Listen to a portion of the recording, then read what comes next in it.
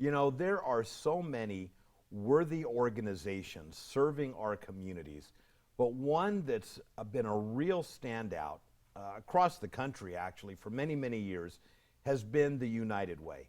And we are joined by Greg Bradbard, who is the president and CEO of the Inland Empire United Way. And Brad, welcome to the show. Thank you. Thanks for having me. You know, I mentioned that the United Way has been around forever, and it probably predates you and me added together in terms of years. Share with us kind of the humble beginnings of United Way, and then how it's evolved and changed over the years to continue to be at such a high level of service. Yeah, well, you know, actually, this year actually marks the 125th anniversary of United Way. And I certainly hope across it's the country. more than you exactly. and me added I think together. you're right about that. So obviously a very long, rich history, and you might know United Way originally started essentially as the community chest, where it was literally three ministers essentially who got together and said, what if we pool our funds and ask people to contribute to a fund that then when there are needs in the community, we can use those resources to help those individuals. And that was really the start of it. And since then really grew across the country, engaged a lot of major corporations and their employees over time. So what a lot of people don't know, though, is that United Way is set up really as a network of local independent organizations. I did not know that. So it's not like many national organizations where you contribute your dollars and they go to a national headquarters somewhere else, and your dollars may or may not get back to the local entity. So I represent Inland Empire United Way, which is based in Rancho Cucamonga. There are several other United Ways here in the San Bernardino Riverside area, and we all collaborate, work together. But the important thing is that when individuals contribute their dollars, they stay completely local. So we have an independent board of directors. It's their job to allocate those dollars really locally in the Inland Empire to make sure that they stay very local. Now, with that said, and I get that, and that's very cool, but then are there fees or anything that are paid to corporate? How is that handled? Great question. Yeah, and it's less than you would think. So we give 1% to United Way worldwide. The other 99% of every dollar that we raise is for us to allocate right here in the Inland Empire. So we say dollars given local, stay local. You know, some of the other changes in United Way is in the past, United Way would collect the dollars and essentially hand them out to other nonprofit organizations. And that's still a big part of what we do. But it's all outcomes based now, which basically means we work with organizations that have a particular program that fits into one of our three objective areas. So our three priority areas are education, health, and financial stability, specifically for low-income individuals and families in our community. So each of those organizations applies for funds on an annual basis. They need to be able to show us that they're evaluating their programs and that the dollars that we're providing to them really are making an impact, a short and a long-term impact for the clients that they're working with. And I've heard that. I've actually heard that you guys are tough in a good Yes, way. yeah, exactly. That you really vet out the organizations that you do supply money to. Because face it, money's harder to get now than it's probably ever been. You want to make sure it's going to its best use. Absolutely. You know, and I've heard many people say that, it's considered kind of the good housing, housekeeping, seal of approval when you get United Way funding, because it means you really have gone through. We have a whole volunteer-based system where they review all the applications, and we really kind of, do a pretty comprehensive evaluation process before we provide funding to any individual organizations. But of course, the real intent of it is the stewarding of dollars and making sure that when individuals make a contribution to United Way, that we really are putting it to a place where it's going to make a very real impact in the lives of those people in our community. And let's talk about that impact. What are some of the stats on the need that you're trying to meet within our region?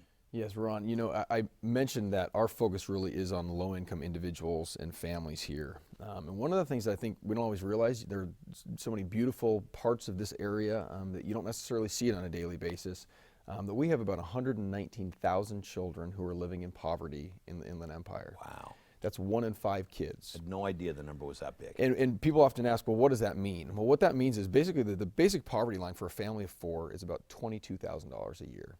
So just looking at housing costs in Southern California and transportation, you can see how $22,000 doesn't go very far. It doesn't go very far at all. For a family of 4, and we have 1 in 5 kids who are living in that situation. Many of the kids that we work with as well, who we say are homeless, one of the school districts that we work with quite a bit is Ontario Montclair School District. In that one school district alone, they've identified 3,000 children that are considered homeless. Wow. So homeless doesn't necessarily mean living under an underpass, sleeping outside. Living out of their car, living out of a Yes. motel. Exactly. I mean, a car, oftentimes a garage, and a back house. We actually had a social worker call us recently asking for some help for a family. And it was a family of 4. The father had recently been diagnosed with cancer. He lost his job. They lost their medical care. And at that point, they lost their housing. And the social worker was calling saying they're living in a garden shed behind a friend's home.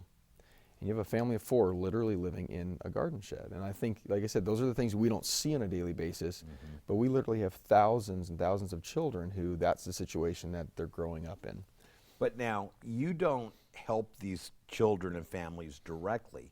You help them indirectly through these other organizations. Is that accurate? Yes and no. So we're really kind of a hybrid. So a part of what we do is we have 39 local strong nonprofit organizations that we provide funding to, and those do include homeless shelters, low-cost medical clinics, after-school programs, educational programs for low-income youth and their families.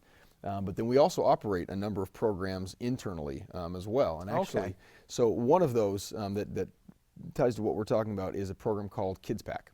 And Kids Pack is a program that every weekend feeds children who rely on the free or reduced meal program in their schools. And those are kids, they rely on the schools for their nutrition essentially. And you have to ask yourself, what happens to those kids on the weekends? And what we found is that many times those kids have very little or nothing to eat on the weekend. So Kids Pack is a program that every Friday afternoon we provide a backpack full of food at the school. It's delivered through the school. It's a really efficient way to deliver it to over 1,000 children who have been identified from their schools as being either homeless or very low income. They take the food home on the weekend. They eat that. We know that they have a full belly so that they can show up Monday morning ready to learn. And that's really the intent. It's really more academic. There's a nutritional part, but more importantly, we know hungry kids can't learn. Yeah, it's hard to learn when you're hungry. Exactly. You know, and that's Maslow's hierarchy of needs. You know, if we're hungry, we can't focus. They're waiting for their next meal. So this way we know they're showing up that morning ready to learn, ready to take advantage of their education so that they can really be What successful. a great program. So where does the food come from? And who fills all of these backpacks? Great question. So we actually use volunteers to fill the backpacks. Where the food comes from is a combination of, we always need food drives for individuals to contribute that food. There are specific items that are needed for those backpacks full of food. All that information can be found on our website. And in addition to that, it's the dollars. Honestly, we go through about 10,000 food items every week for that program, which means we have to purchase a good amount of it. So through the combination of people donating cash or donations, as well as in-kind product donation, people donating, it's literally applesauce cups and granola bars and water, and so some pretty basic things, but it's the kind of thing any of us can pick up at the grocery store and donate. Well, we're going to take a quick break, and when we come back, I want to get that web address, and we're going to talk specifically about other incredible programs that you have. So don't go away. We will be right back.